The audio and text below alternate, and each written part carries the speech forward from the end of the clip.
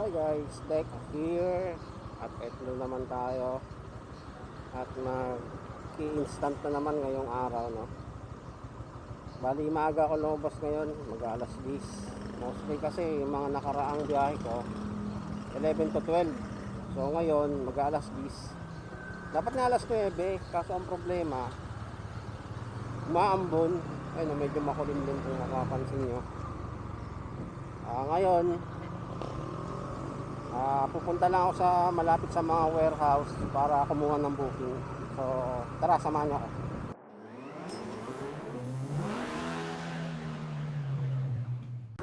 Yan guys, tamang hintay tayo ng booking. Wala pang napasok. Nandito ako sa Jatot. Jatot ba ako? Jatot nga ako. Bali, hintay muna. Mukhang naubos na yung booking kasi alas 10 na. Maya yan siguro. A few inches later. So yan guys, pinasukan na tayo ng booking. Bali, dalawang pick up to. Tapos, isang COD oh. Bali, papuntang Muntinlupa. So tara, ito tayo sa first booking. Ay ito, traffic ang SM. Okay, pula. Ano yan? Ano, Lemon Steel? Ayan, ito. Pwede may pasok naman doon sa loob. Ayan guys, na-pick up ko na yung dalawang parcel. Medyo natagalan kami sa loob kasi gulo-gulo yung mga parcel doon, tapos nagkakalituhan pa kung alin yung mga pipick upin. Tapos ang dami rin kasing instant delivery sa loob, mga rider.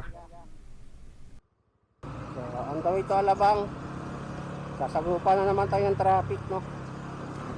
Papuntang Bigutan. So yun guys, nandito na ako sa drop off, pero ang problema syempre hindi na bago, wrong pin. Buti na lang merong isang rider dito ng Shopee, no, yung maraming dalang parcel.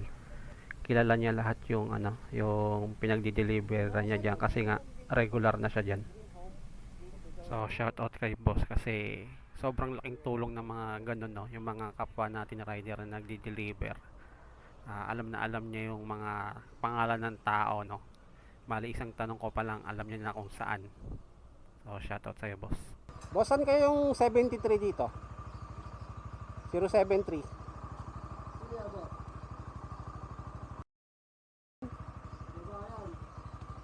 Sa loob pa? Dito na lang doon sa may City Hardware. Pagpasok mo yung pangalawang tindahan sa kaliwa na. Sige boss. Dito doon sa may highway. Sa highway pa? Baba ka doon kasi may mga lumabas dyan. Sa bakit? Sige sir. Tapos pasok ka sa may City Hardware, tabi lang. Tapos yung pangalawang tindahan sa kaliwa, pagpasok mo. Kasi dito naka-pin location eh. Dito yan, taas mo yan. Pero pwede naman, lalakarin mo. Kasi yan sa babayan mo, ito kasi upper to. Gusto mo, iwan mo yung motor mo doon sa dulo, tapos lumabas ka doon sa iskinita. Lakarin ko na lang. Sige, lakarin ko na lang. Iwan mo yung motor mo dito sa dulo ng kalsada. Sige boss. Thank you. Bali yun guys, na-deliver na natin. Bali wala siya sa tamang pin location, pero malapit lang. On the way na tayo sa second delivery natin.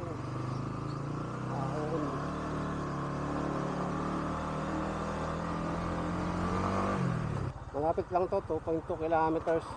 Tapos baka gumabang ako pabalik ng Parañaque galing Muntinlupa kasi tingin ko lang papasok na booking dito. So let's go. So yun guys, na-deliver na natin yung last drop off. Ang problema, biglang may pumasok na booking. Padasma, layo. Hindi ko in-accept. So from 100 naging 66. Grabe na. Tapang muna ako pabalik. Bali yun guys, binaton ako ng booking tapos hindi ko in-accept kasi malayo yung bato. Ang problema lang, hindi ganun kagandahan yung nangyari kasi laki ng binawas sa acceptance rate ko. So isa pang booking na hindi ko ma-accept, wala na. Laki ng ilalaglag, possible hindi ako makakuha ng incentive. Ay nga muna kahit mga 10 minutes. Bali dito ako ngayon sa pinag-pick upan ko kanina dito sa Jatot, no, kung saan ako tumambay kanina bago ko makuha yung first booking ko. Pahinga tayo 10 minutes.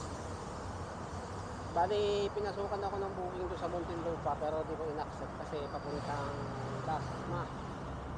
Eh, bumalik na lang ako dito kasi tingin ko mas okay dito kasi most probably dalawang booking pataas makukuha ko dito. So inahabol ko kasi incentive para sa gas. So mamaya, balik na kayo. Yun guys, pinasukan na tayo ng second booking natin. Bali, dalawang drop off. Isang seller lang to. BF saka Las Piñas. So tara na. So ito yung kinagandahan sa ginagawa ko na bumabalik sa dating pwesto kasi mas nakakakuha ko ng magandang booking tapos dalawa pa compare dun sa maghihintay ka dun sa drop off ng booking, eh mas malaki yung kita mo pag ginagawa yung gantong diskarte.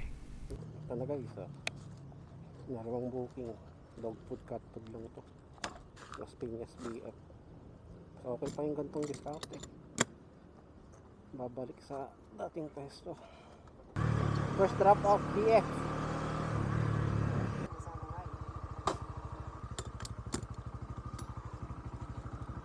Zero MJB. Ito tayo. 5 kilometers lang dito. Bali guys, ito yung isa sa pinaka-ayokong lugar dito sa Parañaque, no? Itong BF Homes kasi napakaraming gate dito. Bali, tinuturo dito sa mapa na 5 kilometers na lang yung delivery. Pero ang nangyari kasi, dahil maraming gate, mag-iiwan ka na naman ng another ID. Hindi pwede, talagang lalabas ka, iikot ka dun sa kabila para makapunta ka dun sa pagdideliveran. Napakahirap talaga dito sa lugar na to. So yun guys, confirmed. So ang bala ko kasi yung second drop off ko dun sa pinag-drop offan ko ngayon is 3 kilometers na lang. Tapos may tinuturong daan doon si Google Maps sa akin na mas malapit, kaso may gate. Ang problema, pwede ko bang gamitin yung ID na binigay sa akin galing dito. So ang nangyari, kinausap ko yung guard, kinausap ko yung tricycle driver kasi syempre alam nila yun eh. Oo daw, pwede daw pabalik. Tapos kinausap ko yung guard doon, bawal daw. So yun, na-drop na natin yung last delivery. Kaya pa ng isa. Kaya pa ng isang booking. Balik lang tayo sa spot.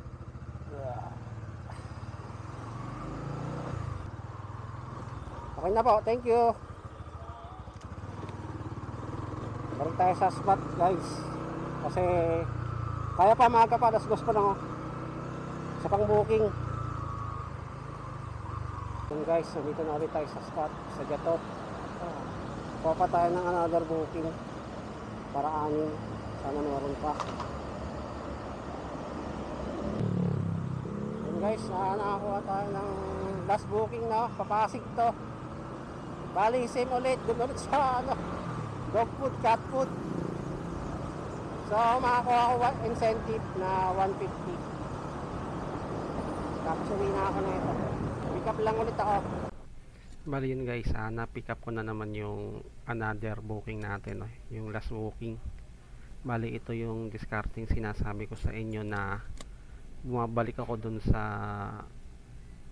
pwesto, no, kung saan ako nag-aabang ng booking kasi dito sa area na pinagdideliveran ko sa Parañaque, eh hindi ganun kaganda yung batuhan kapag binato ka sa lugar ng BGC,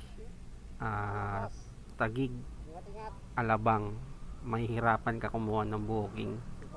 Tapos kapag ginawa mo yung gantong diskarte, kapag dito ka, mas malaki pa yung kikitahin mo compare dun sa mag-a-accept ka ng booking kung saan ka nag-drop off. Subok ko na yan kasi talagang magkaiba yung kita, kaya gantong diskarte yung ginagawa ko lagi. Pero kung gusto mo talaga ng malaking kitaan, dumayo ka sa Manila, Valenzuela, Bulacan yan. Uulanin ka ng booking dyan. Ang pangit lang sa ginagawa ko, medyo nakakapagod. Saka yung incentive kasi talaga na makukuha mo, yun yung ipapatong mo para sa gas kasi babalik ako dun sa dating pwesto eh. Bali guys, nandito na ako sa delivery area no, ng last booking ko. Pansin nyo na basa-basa yung camera ko kasi biglang buhos yung ulan. At yung pinaka last booking ko dito, hindi ko na na-videohan kasi talagang hindi kaya. Kasi yung camera ko hindi pa ganon kagandahan no. Hindi pwedeng mabasa. So, hindi ko na na-videohan yung huling booking ko. Pero kumita ako dyan ng 900 no. Labas na yung gas kasi yung incentive yung sumalo. Medyo yun nga nakakapagod lang kasi syempre balik-balik ka dun sa pwesto. Pero ganun talaga yung discarding, nakita ko na mas malaki yung kikitain. Kung gagawin ko kasi yung accept ng booking kung saan ako iba to eh napapalayo ako. Tapos yung dideliveran ko na yon mahirap kumuha ng booking pabalik. So try nyo na lang kung gusto nyo. So yun lang guys no.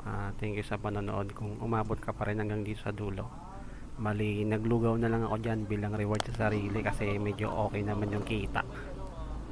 Try nyo na lang din kasi masarap kumain ng lugaw tag ulan. So yun lang. Salamat sa panonood. Deka out. Teka ha, Bye bye. ito na ba yung ano mo? Action cam? Luma na yan. Teka, naubos na yung siomay ko. Sige po. Ako na muna babantay dito.